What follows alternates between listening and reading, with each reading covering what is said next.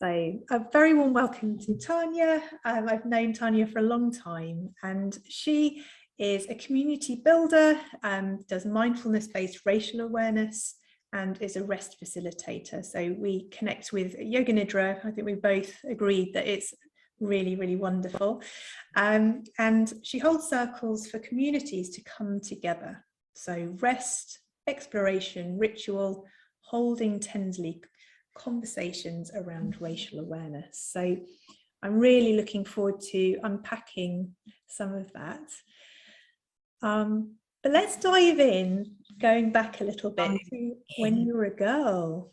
So it depends on the person, but I'm often thinking around 10. 10 is, you know, can be a time of transformation. But what were you like as a girl? If I kind of channel my 10-year-old self, I was quite cheeky. I know it's hard to believe. Very creative, and I could often be found. Well, actually, one of my favourite things to do was to draw a line of chalk on the floor, and then gather snails from the garden, and then put them in a line and sit and watch them to see which one would win. So I was always kind of in earth, in the mud, and you know, really, really close to nature. If I wasn't in the garden, I was creating in the house, dances, you know, I was like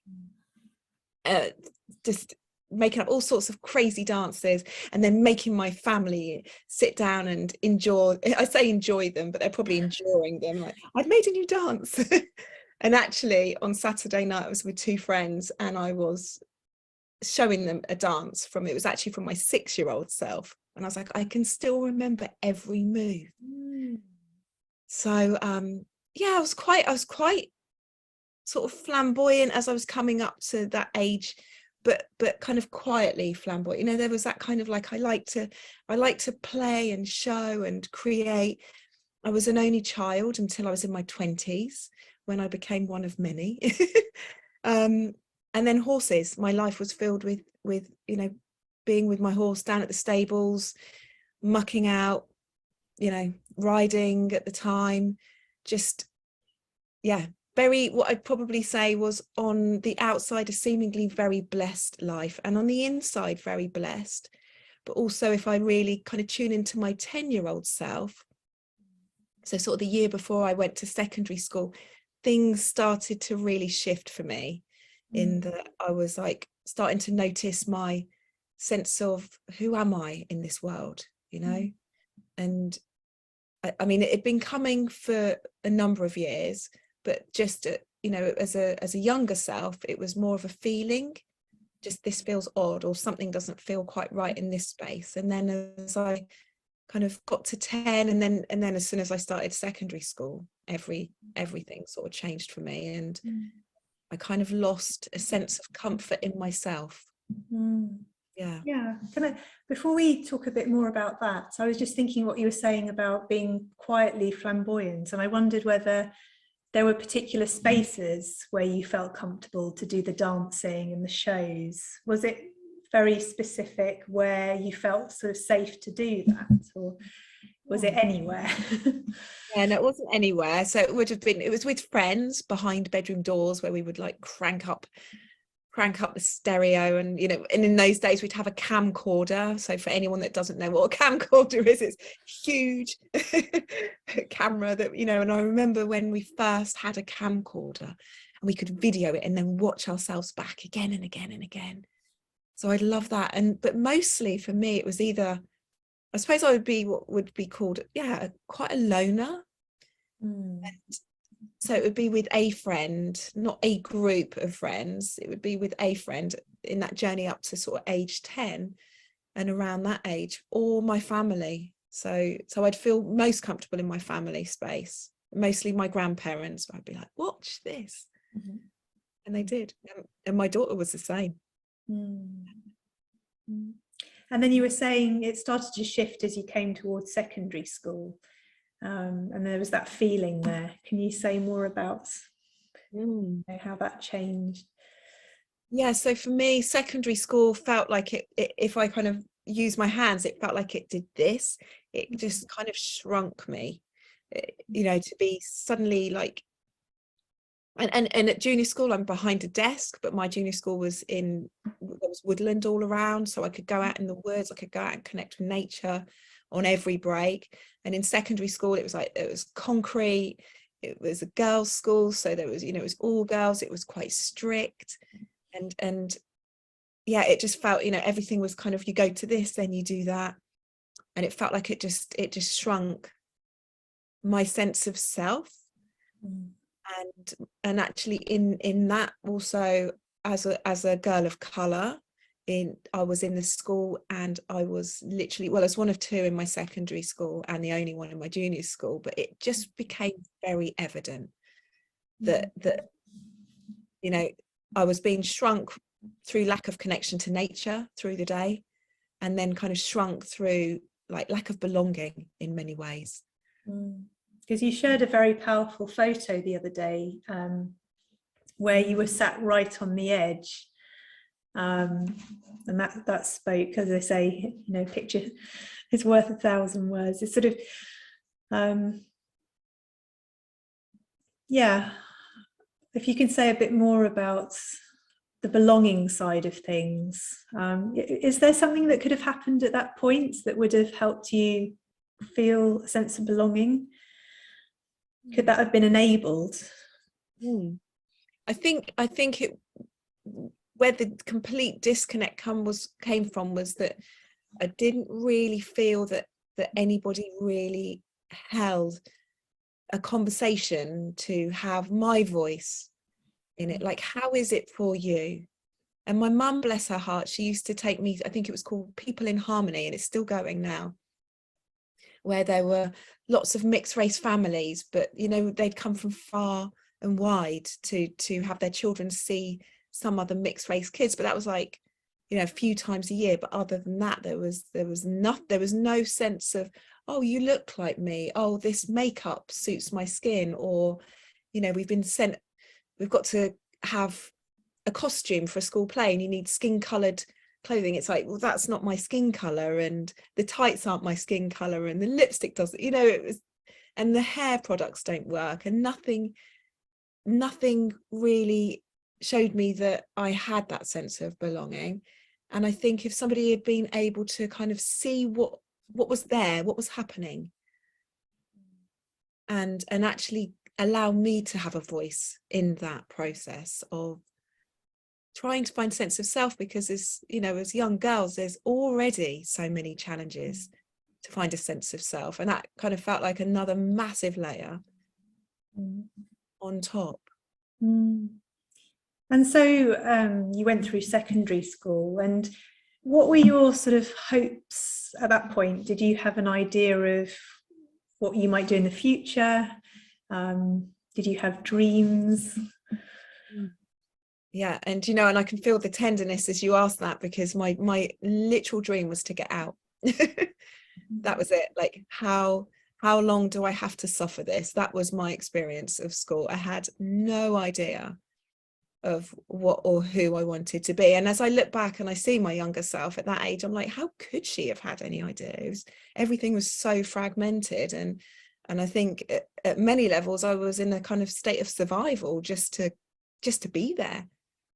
So I left school. I also had glandular fever as I was coming up to my GCSEs, to add another layer, which was lovely.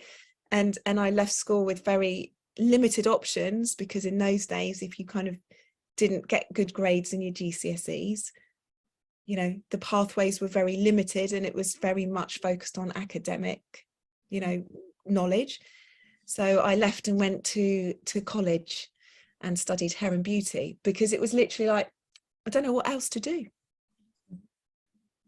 So, you know, and we'll come to that in a minute, but actually, you know, everything happens for a reason, I believe. And now I look at the kind of pathway, it's like, actually, that was really a good thing to do, because it shaped who I am now. And when you were studying hair and beauty, were you still feeling separate from other people and not finding that belonging, or did that start to open up a world where you could connect around different kinds of hair, or what? Because No, was it in the same place where you grew up, or?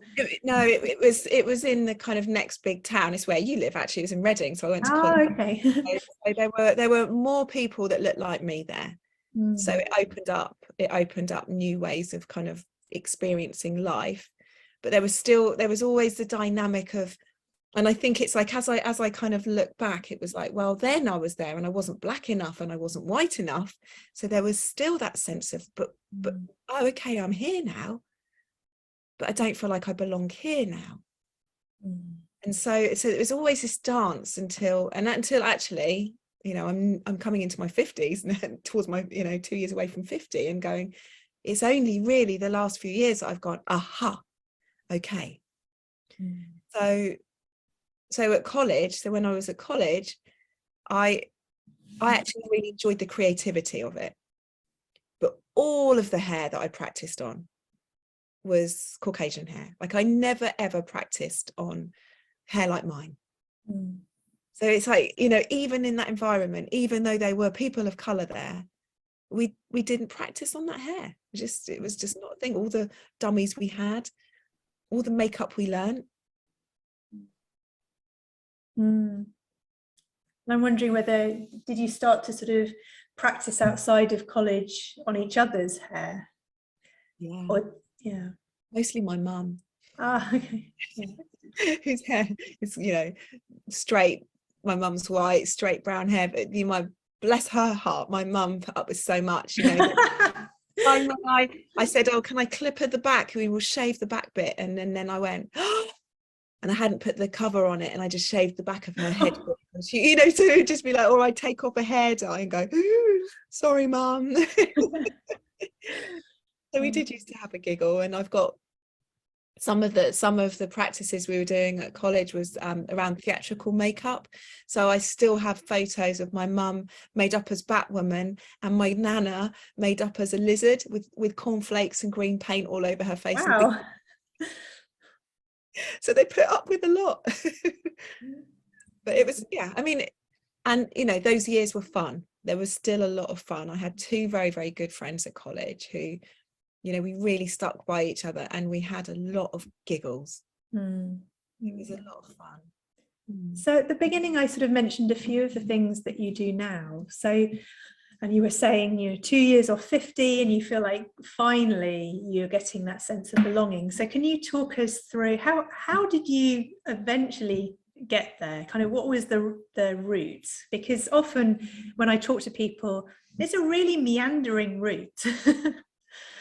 It's a really meandering route. If I so I left hair and beauty. I qualified with flying colours, and then I went and had a job where I was doing both, you know, hair and beauty, and I enjoyed it. But I was like, I just feel like there's more in me. There's something else I want to do. So I went and got what I called a proper job.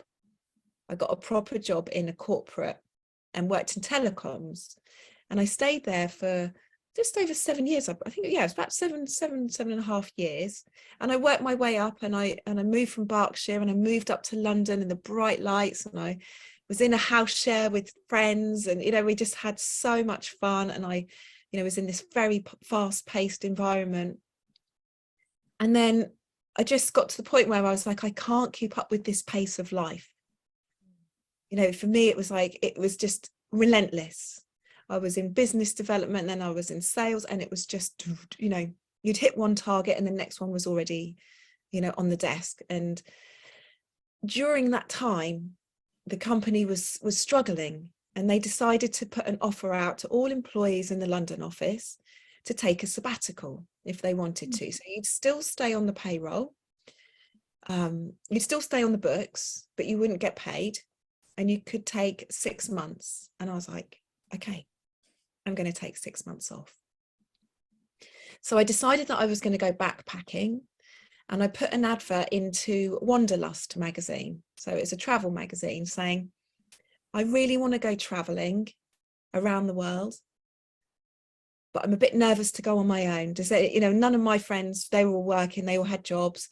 And so I was like, does anybody want to come? And I had a reply from, well, quite a lot of people. Some were really dodgy.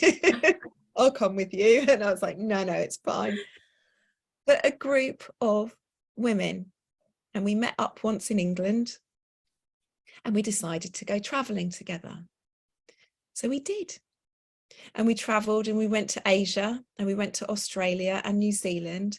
And some of us would sometimes split off and go on a day trip here or a few days there, but we stuck together, and I'm still in touch with them now. And I was on a beach in Thailand, and I was watching the sun come up, and I had to dial into a call at my corporate company about telecoms and the restructuring. And I remember it because it was 63 slides long, and I was sitting on a beach going, there is no way in the world I'm going back to this. I'm not doing it. And I made a decision in that moment just to go, that's it. It changes from here. So I went back. I had to go back to begin with. I went back and handed my notice in within a week. And my boss at the time, who was a dear friend of mine, said, actually, there's going to be redundancies. Hold fire. Just hold on a bit. I was like, okay. So I did. And while I was there, I started to study reflexology and aromatherapy and different forms of massage and body work. And then I eventually got redundancy and set up my own business.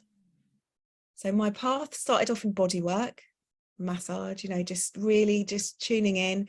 And then I started to notice that actually when I'm massaging, I'm holding space for people. They're not just coming in on the couch and I'm doing this, this, and this. There was a connection.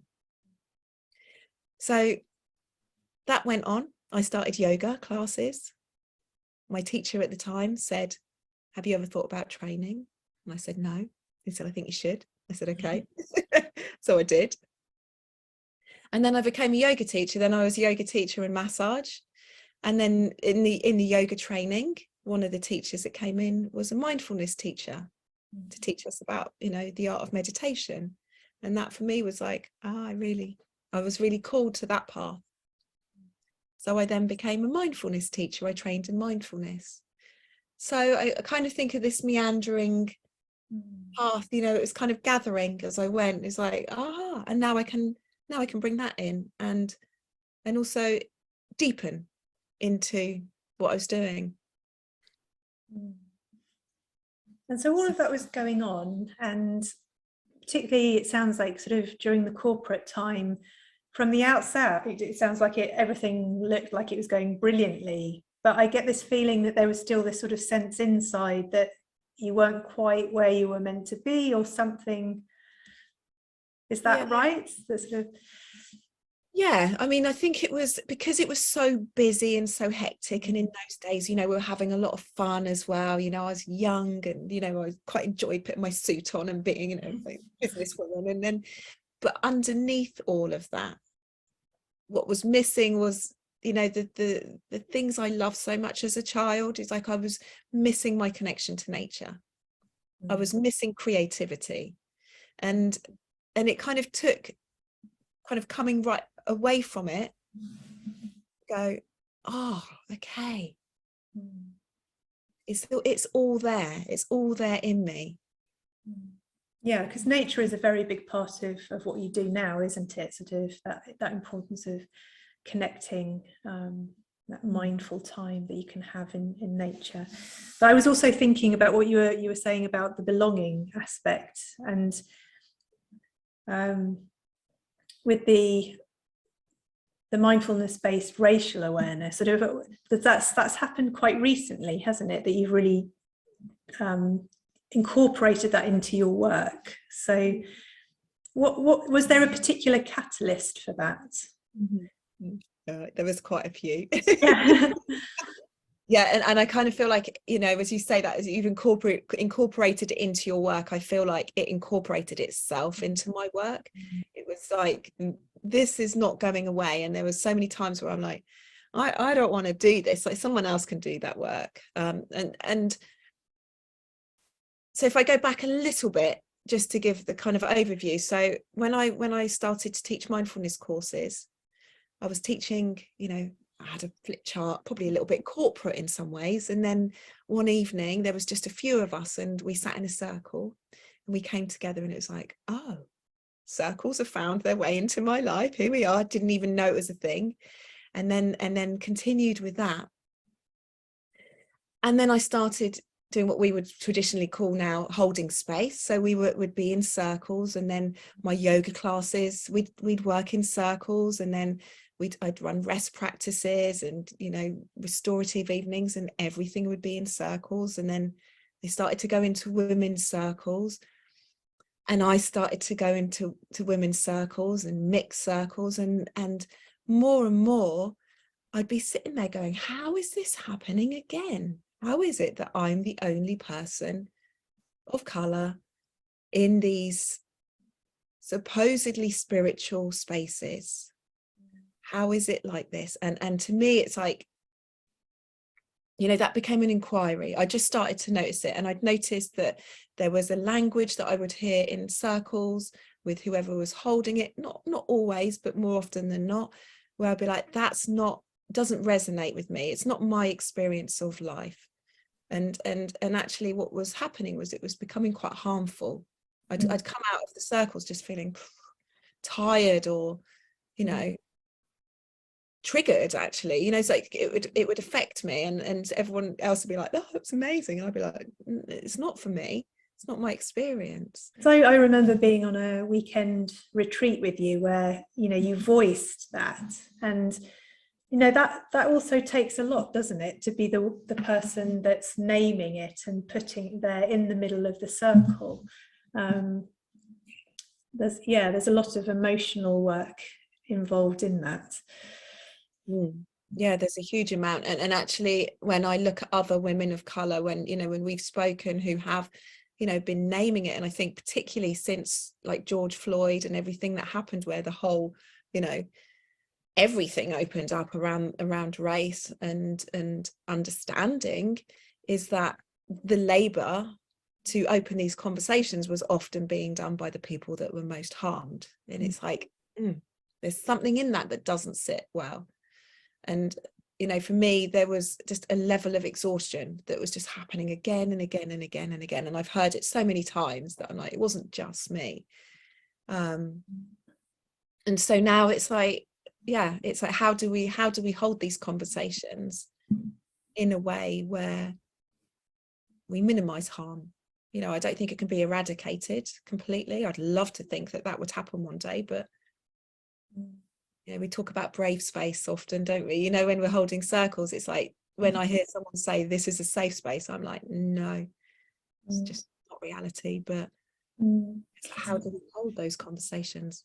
And I'm intrigued because with the mixed race retreats that you've been running, do you find that the women that have been coming to those, have they been to other retreats before and sort of had a similar experience to you, or they've just not wanted to go until they saw that opportunity where they would feel that complete belonging? Well, I guess maybe there's a mixture, but I wondered whether maybe there's just that draw to it, just to feel like, oh, I'm not going to have to be the only one. Yeah. And that is the experience that we all sit with when we sit in a circle, and you look around the circle and it's like, you know, that great big out breath of nervous system regulation. And that was my first experience, where my nervous system actually just dropped another layer, and I was like, okay. And it, you know, nothing had to happen. It was literally just sitting in that space together and going, yeah, there's like, I don't have to explain it, because there's already a level of understanding. And, you know, it's the same as any groups that come together. There's just some commonality that doesn't need explaining. So, and there's a real mix. There's some women, people that come and will just say, you know, I've stopped going to other retreats or circles, or some that have never been, and they're like, I've never been drawn to it, and now this is exciting. And actually the stories and the kind of intersection of the stories, where we're like, you know, the not belonging, not being white enough, not being black enough, and actually going, I didn't need to be. I didn't need to be either that or that. Actually, I'm here. Right here, not even really in the middle, you know, it's like just here. And that's exactly, you know, as it should be. It's perfect to be in that space, and to just kind of welcome that, and the healing that can take place when it's really welcomed and to be witnessed by others is magnificent. I wonder whether, because it's something I always ask in these episodes is about cycles, and I'm wondering sort of whether there's that sort of fits in with it.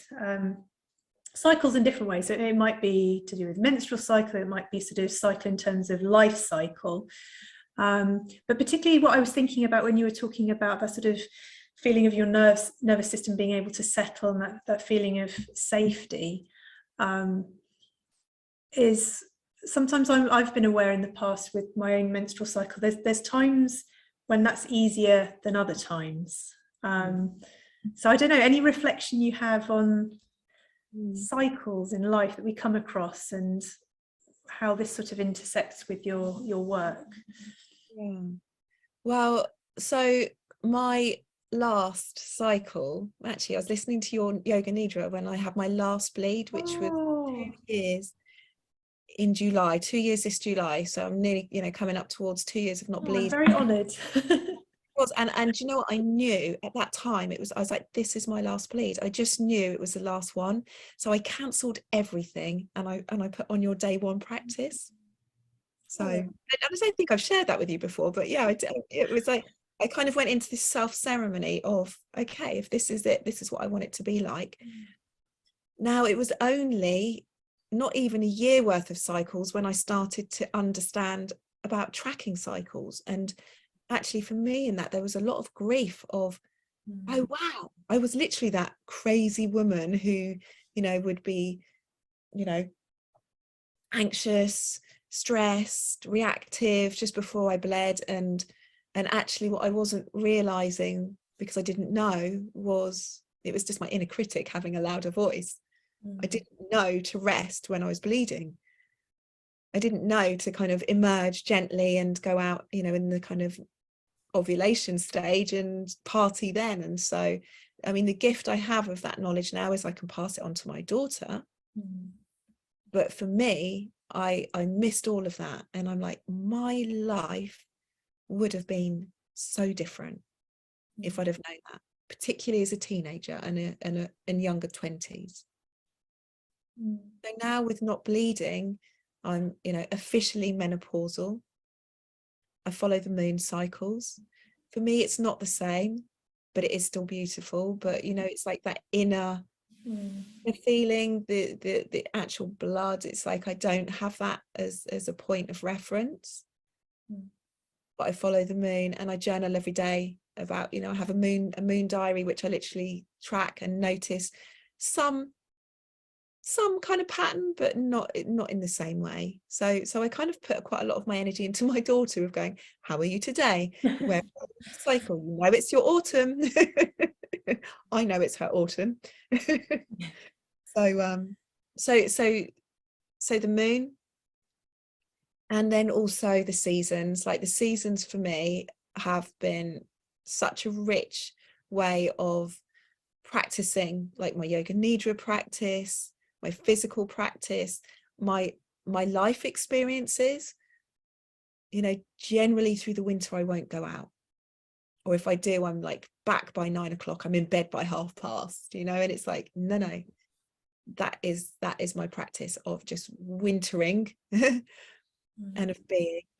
And my music tends to change in the winter, you know, and then it changes in the summer. So there's those cycles. And then like just the cycles of every day and night. I have a morning practice. So I hop on Zoom every morning with my friend at 6:30 in the morning, and we meditate together. We've been doing it for a while, and you know, it's like it starts the day and I end the day.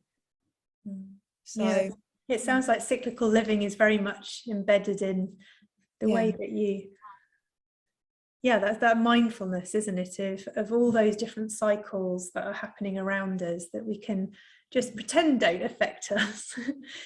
Or we can actually begin to work with them and be more aligned. Yeah.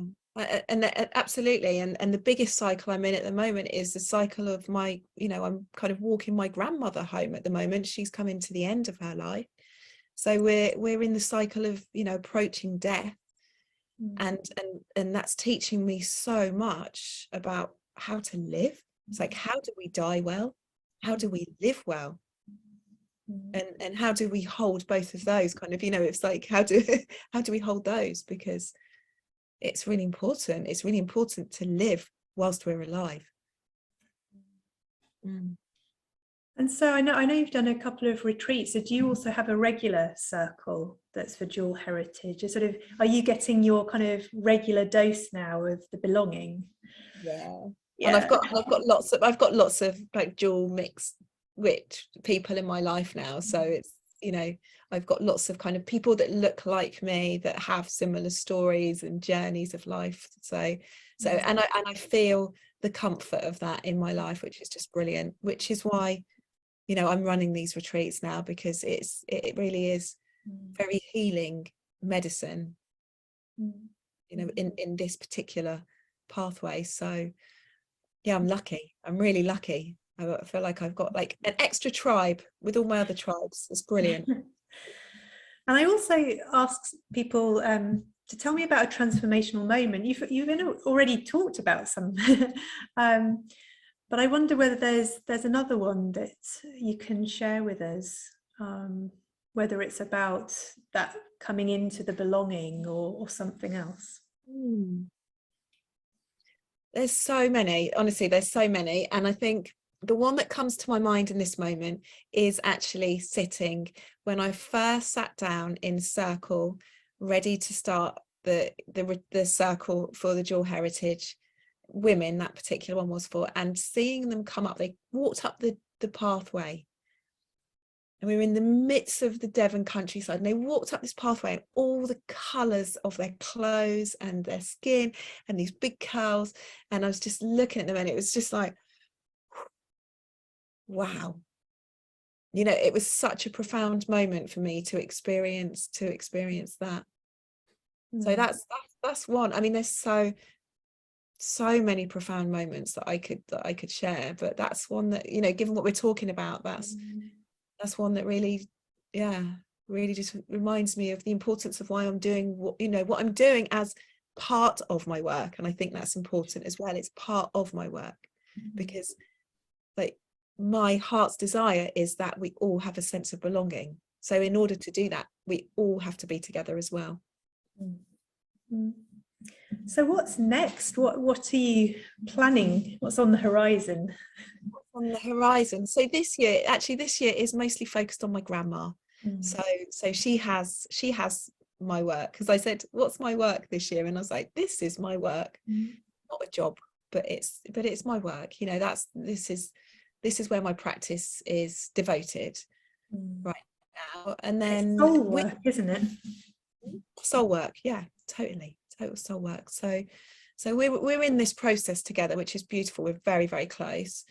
And then in between that, I've got some little dual heritage days, and then I'm also writing a book at the moment about my sense of belonging and like the profound moments in my life that led me to the place I'm in now.